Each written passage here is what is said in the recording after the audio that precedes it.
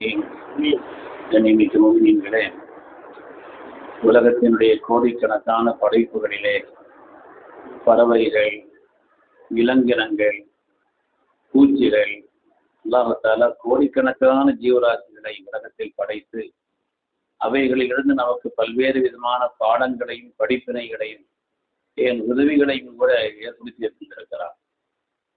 குறிப்பாக பறவை இனங்கள், மனிதன் தான் இறந்த பிறகு எப்படி அடக்குவது என்று தெரியாமல் இருந்த அந்த ஆரம்ப மனிதருக்கு அடக்குவதை கற்றுக் கொடுத்ததே பறவைதான். அல்லாஹ் சொல்கிறான், அல்லாஹ் ஒரு காகத்தை அனுப்பினான். எப்படி அடக்குவது என்று தெரியாமல் விழித்தவருக்கு ஒரு காகத்தை அனுப்பி அந்த காகம்தான் ஒரு கபர் தோன்றுவதை போல அவருக்கு கற்றுக் கொடுத்தது. அதை பார்த்து தன்னுடைய சகோதரரை, இறந்த சகோதரரை அடக்கினார் என்று குர்ஆன் சொல்லி காண்பிக்கிறார்.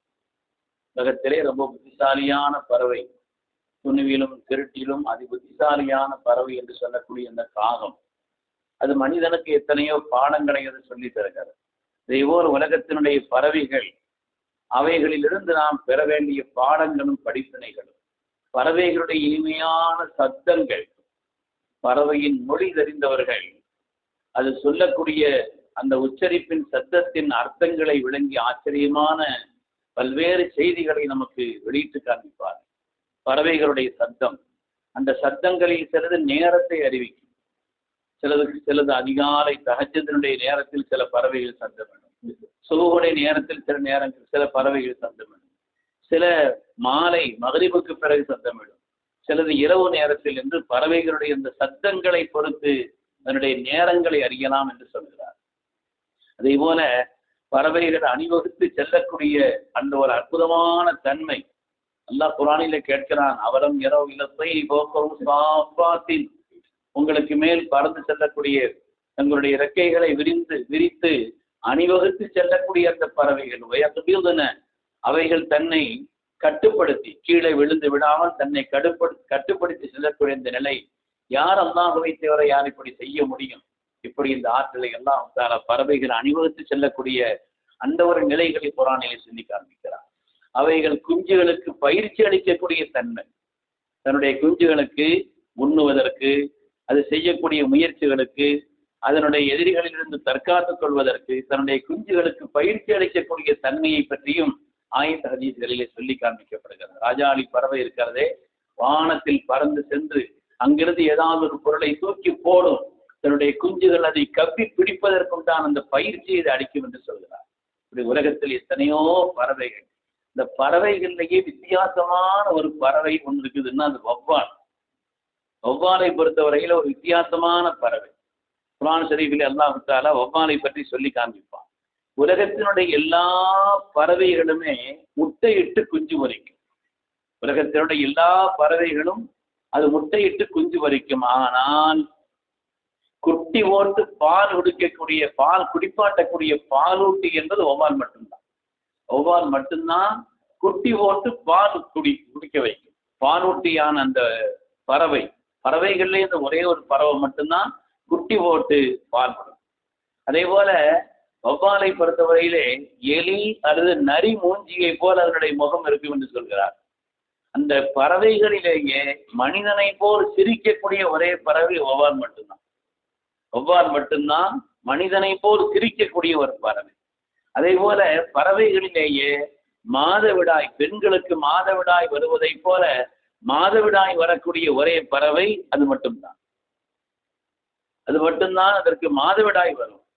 அதே போல நபி ஈசா அலைஹிஸ்ஸலாத்து வஸ்ஸலாம் அவர்கள் மக்களிடத்தில் கேட்டார்கள், நான் அல்லாஹ்வுடைய தூதர் என்பதற்கு ரப்பினுடைய புறத்திலிருந்து ஒரு பெரிய அத்தாட்சியை உங்களுக்கு ஏற்படுத்தி தரட்டுமா என்று கேட்டுவிட்டு அவர்கள் சொன்னார்கள், அன்னி அகுதகுலக்கும் மின தீனி கஹியத்தி தய்ர், ஒரு களிமண்ணை எடுத்து தாருங்கள், பறவையை போல் நான் செய்கிறேன்.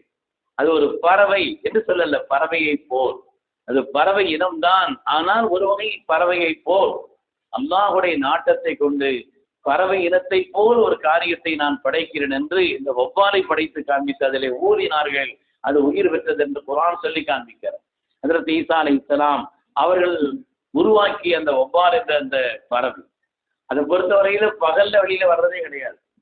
வௌவாலை பொறுத்தவரையில பகல்ல வெளியில வராது. அதே போல இரவிலே தான் இரையை தேடும். வௌவால் இரவுல மாத்திரம் தான் இறை தேடும். அந்த வௌவால் என்பது விவசாயிகளுடைய துணைவன் என்று சொல்லலாம். விவசாயம் இருக்கிறது, அதில் அடிக்கக்கூடிய அந்த பூச்சிகளை, அந்த புழுக்களை எல்லாம் சாப்பிடக்கூடிய ஒரு பறவை வௌவால் பறவை என்று சொல்கிறார். பூச்சிகளை, வண்டுகளை இதையெல்லாம் சாப்பிட்டு அந்த பயிர்களை காப்பதிலே விவசாயிகளுடைய பெரிய துணைவனாக அது இருக்கும் என்று சொல்கிறார். உலகத்தில் மற்ற எந்த பறவையும் வௌவாலை தன்னோடு சேர்த்துக்கிறார். உலகத்தில் சில பறவைகளோடு சேரலாம், சேர்த்துக் கொள்ளலாம். ஆனால் வௌவாலை எந்த பறவையுமே சேர்க்காது. வௌவாலால் உட்கார இயலாது, நிற்கவும் இயலாது. வௌவால் பறவையினால உட்காரவும் முடியாது, அது நிற்கவும் முடியாது. மரங்களில் தலைகீழாக தொங்கும். பறவைகள்ல வித்தியாசமான இந்த வௌவால் பறவை மரங்கள்ல தலைகீழாக தொங்கக்கூடியது. நோய் எதிர்ப்பு சக்தி அதற்கு ரொம்ப வலிமையா இருக்குமா. பார்வை கண்கள் இருந்தாலும் கூட அது மிக தொலைதூரத்தில் பறப்பது தன்னுடைய அதிர்வலைகளை கொண்டுதான் அது பறக்கிறது என்று சொல்கிறார்.